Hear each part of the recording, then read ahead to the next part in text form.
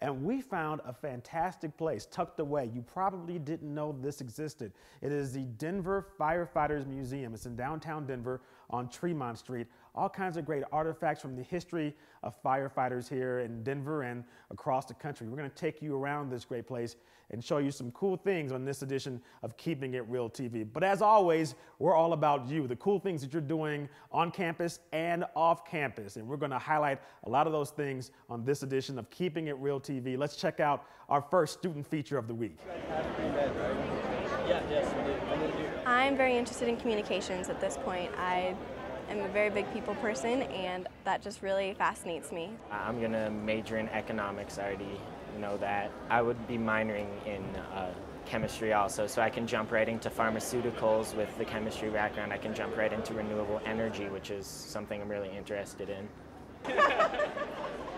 I want to go into medical school, so probably biology and pre-med. No, I like the intense surgery stuff. I'm interested in going into an out-of-state college, and a lot of the colleges I'm interested I knew were going to be here, and I wanted to talk to some of the admissions people and get an idea of what the college would be like. What are you looking into? We think it's extremely important as counselors in area high schools for students to be able to meet with reps from all over the country and see what's out there for their education. And it's so convenient to have 265 colleges from across the nation in one place. It's amazing and so helpful to students. They're able to ask that question that they are not sure about, or whether they need an SAT or an ACT test, or do they need the writing off of an ACT. All those questions are easily answered by the rep that's here, and it makes them feel much more connected with colleges as they're doing this college search. I looked at Miami of Ohio, Kenyon, San Diego State. I think it's really helpful. I get the brochures on a lot of colleges, some I've never even heard of, and it's really helpful. I think it's a really good opportunity to connect with the people that are here from colleges. It's a good way to get questions answered, and once we're talking with them and we're in contact, it's a great resource to go to if you have any questions. We are working with over 265 colleges today, and approximately 3,000 students and parents that we expect to come through and visit with these colleges.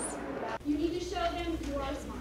We have workshops on how to write your college essay, as well as what's the advantage of going to a two-year college, trying to make your college list. How do you develop that? Or if you're trying to get into a highly selective college, we have a panel workshop with some of those highly selective colleges that are going to be talking with students about that process. How to become an engineer, or those people who want to get into the medical or dental or law professions. What kind of schools do you pursue, and how do you do this? It's definitely a good choice to come to college fairs, because when you meet the admissions officers, you usually write your name down and they get to know you. And then when they're going through the just name after name, when they're admitting people, they're like, oh, I remember this name. He came, he talked to me about this, that, and the other, and that's really helpful.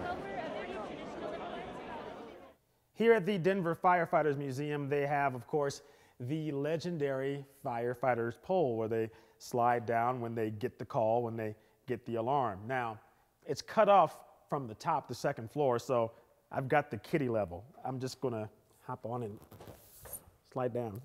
That was fun. That was all it is. But this one from way up there, that seems like it could be pretty treacherous. A lot of training has to go into being a firefighter, and one of the things probably to slide down the pole correctly.